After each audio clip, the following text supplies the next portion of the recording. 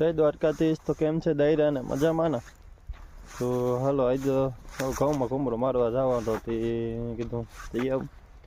જીરામાં તો જવા પણ નથી, જીરું તો અડધું વયું ગયું, થોડું ઘણું છે. તો પાણી તો મૂકી દીધું, થોડું ઘણું રહ્યું ને બાકી અડધું વયું ગયું એવું છે 4 વીઘાનું. તો હવે જે થાય દવાનો 1 રાઉન્ડ પાછો માર્યો હતો અને હજી એક મારવાનો વિચાર છે, તો એને મારી દઈ. અને ઘઉં હવે તો 2 પાણી પીએ તે જોઈએ હવે શું થાય. પવન પ્રમાણે આધારિત છે, તો પવન બહુ હોય છે તો એને પાવા બહુ અઘરા છે. અને પાછા સવાર ઊંચાઈ બહુ ગયા,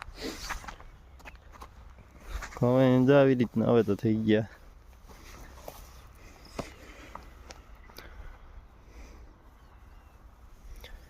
દાણા છોડવા માંડ્યા.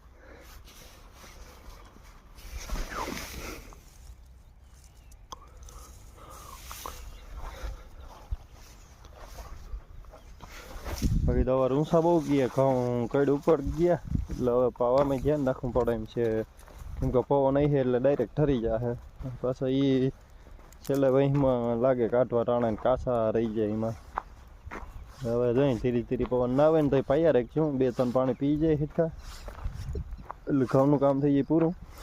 પછી ઘઉંને પાણી મુકાઈ જાય એટલે ઉતાવણી પહેલાં કાં ઉતાવણી હોય પછી નીમ એટલે આડે ગાળે ઘઉં કદાચ પાકી જશે. પછી આ બાજુ આવવા પણ જ ના રહીએ ને જીરાને જી દઈએ એમાં દવા છાંટવાની બસ. બીજી હવે જાજો ટાઈમ તો જીરું નહીં ઉભે.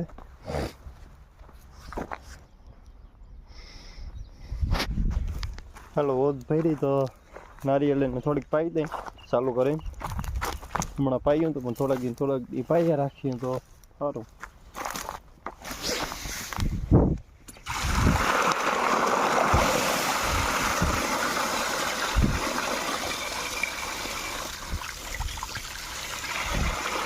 એટલે ચાલુ રાખીએ તો ખાડો ભરાઈ જાય ને હજી નાખું વારવાનું બાકી છે. પાવડોમાં પીડ્યો હોય હું લઈ આવું, નાખું વાર લઈને એટલે પાછા થોરિયામાં પાણી ચડી જાય તો મેળવાનું થઈ ગયું, થોરિયો થઈ ગયો ને તે પાવું ધીરે ધીરે પાણી ચાલુ કરી દઉં ને તે વયું જાય.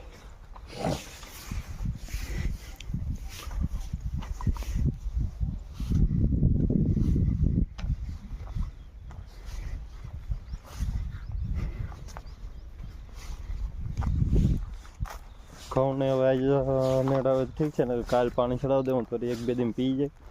ઉપરા ઉપર થોડાક પાણી નીકળી જાય ને તો પછી ઉપાધિ નહીં. ને કદાચ પવન બહુ નીકળે હમણાં તો હવે બીક છે ઠરવાની. ઠરી ગયા ને તો હું લાઈક છે. બાકી પાવા તો જોશે દીના વગર તો હાલ છે નહીં પાણી વગર.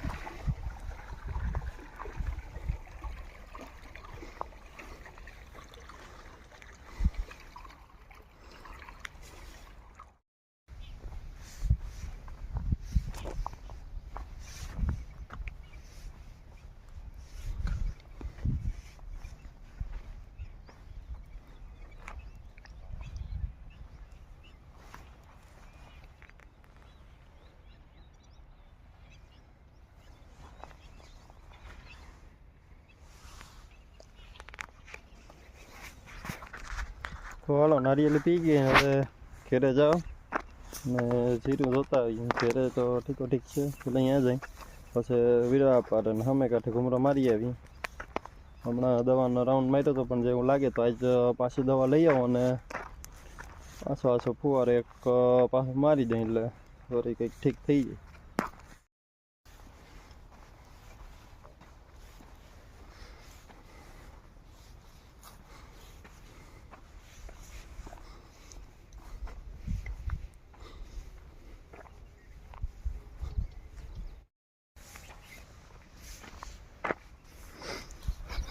હવે જીરામાં તો બહુ કાળા આવી ગયા કદાચ બધાને એમ છે, અમુકને રહી ગયા એને ઠીક છે, બાકી આવા થઈ ગયા છે નથી.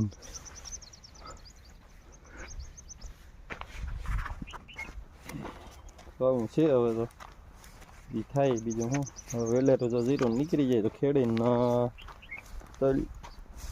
તલ વાવી દઈ અને ઘઉં નીકળી જાય તો મગ વાવવા એટલે વળી બધું પીચ થઈ જાય પાછું તો એમાંથી કંઈક થોડું ઘણું થઈ જાય એટલે જોઈ હવે હજી એમ તો સીધું મહિનો દી જેવું તો કદાચ કાઢી જ જાય આરામથી અને ઉતાવળીને હવે કંઈક પેલા 40 દી જેવું 40-45 દીની વાર રહી એટલે ઉતાવળે પહેલાં તો જીરું નીકળી જાય ને ઘઉં ઉતાવળી ઉપર ને ઉતાવળી પાછા કદાચ નીકળી જાય ખબર ઘઉં બહુ સારા છે અને ઊંચાઈ બહુ ગયા બધાને આ એ વંડી ઉપર હોય ગયા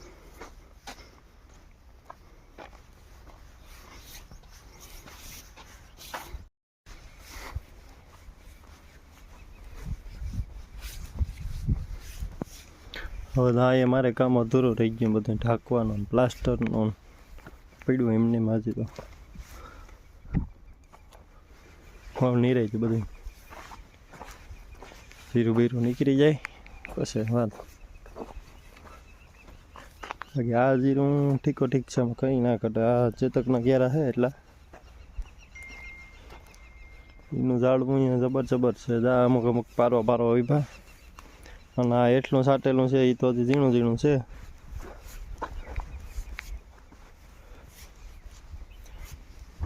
આ બધા ચેતકના ઝાડવા છે મોટા મોટા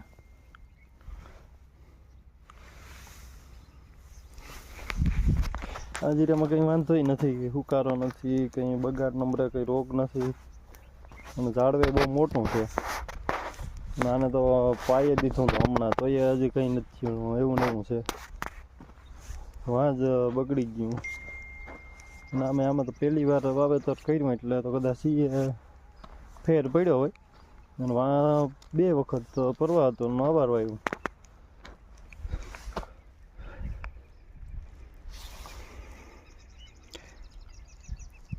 અહીંયા તો આવી રીતના છે ઘાટો એકદમ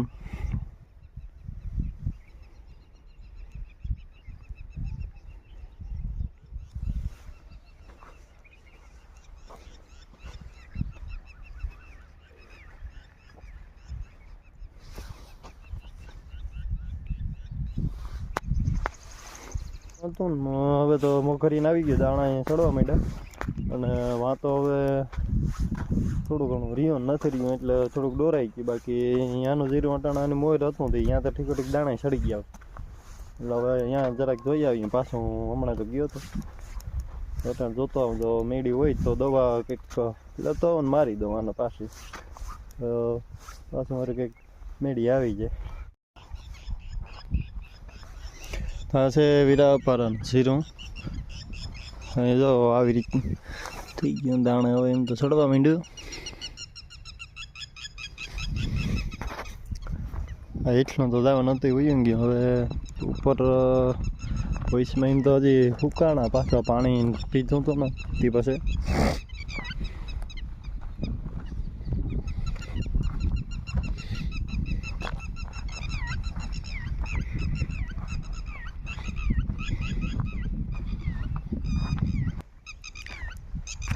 આમાં કંઈ હતું નહીં હુકારા જેવું પણ હવે પાછું આમાં અહીં આવી ગયું આ પારિકામાં એમાં વૈશમાં અહીંયા દેખાય એટલે આમાં તો કેટલુંક વધે બહુ નક્કી નથી હા વયું ગયું હવે તો આમાં તો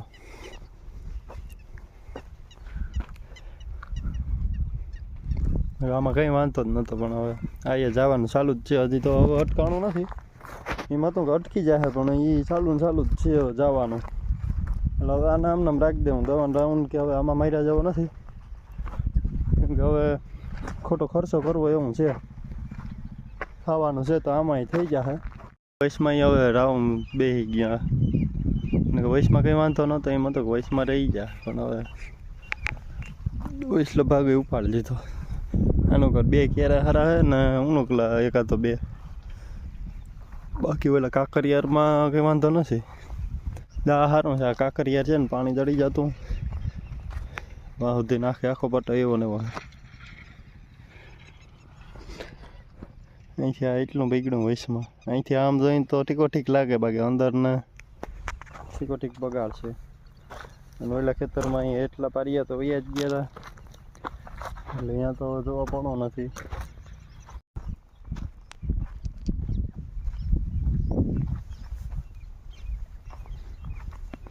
અહીંયા વાંધો નથી આવ્યો. 3 પારિયામાં તો હતું એમની જ રહી ગયું, કંઈ પાછો હુકારો કે નવો કંઈ નથી.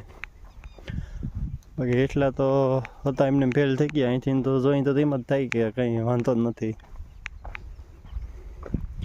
હવે તો આમાં દાણા ઠીકો ઠીક ચડવા માંડ્યા. આમાં તો દવા છાંટવી જાવ, કેમ કે અહીંયા વાંધો નથી. એટલા પારિયામાં આ રહી જાય એટલે આને હવે દવા 1-2 દી પછી લઈ મારી દઈ એટલે પછી વળી કાંઈ નહીં. નકર વિવાહ આવી જાય એટલે પાછું રહી જાય. પાછા 5-6 દી સુધી એક ધારા વિવાહ છે એટલે વળી એમાં રહેવું ને તો દવાનું મોડું થઈ જાય. એટલે આજ ફેર આને દવા મારી દઈ એટલે થઈ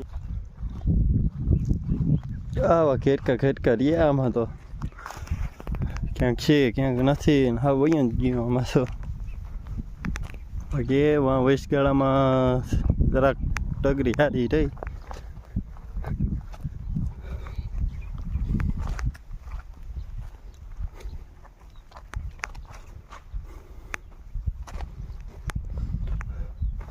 અહીંયા વયસમાં સારી છે. બાકી તો આખું બધું ઉપાડી જ લીધું. 3 પારિયા અને આનું કર થોડુંક કંઈક ખારું છે. આમ થઈ જાય તો વાંધો નહીં. આ ખર્ચા પાણીના થોડાક ઉપડી જાય. નકર એ વળી હમાથી દેવા દો બીજામાંથી એટલું રહી જાય તો આમાં આમાં બધા બિયાણના ખાતરના વરી જાય. બાકી આમાં જાદુ તો કંઈ થાય એમ નથી. થાય બીજું આજ તો એવું કંઈ ખાસ કામ હતું નહીં, તો મેં કીધું ઘૂમરો મારતા આવીને જોતા આવીને બધું કેવું છે. તો આમાં આ જેનું અહીંથી આ બહુ ઠીકો ઠીક છે. આ 2 પારિયા આમાં તો શું વાંધો હોય, કાંકરિયાને છે પાણી દળતું હોય એમ કંઈ ના થયું હોય કે કંઈ ખબર નથી પડતી. એટલે હવે એટલાને દવા પાછી કંઈ મારી દઈ એટલે એટલું થઈ જાય તો એ ઘણું થાય. ખર્ચા પાણીને ઉપડી જાય. એટલે હવે મારે હજી બેંકમાં થોડુંક કામ હતું તો જવાનું છે. તો એ કામ પતાવતો આમ. હાલો હવે આપણે મળીએ આગલા વ્લોગમાં. ત્યાં સુધી દાયરાને જય દ્વારકાધીશ.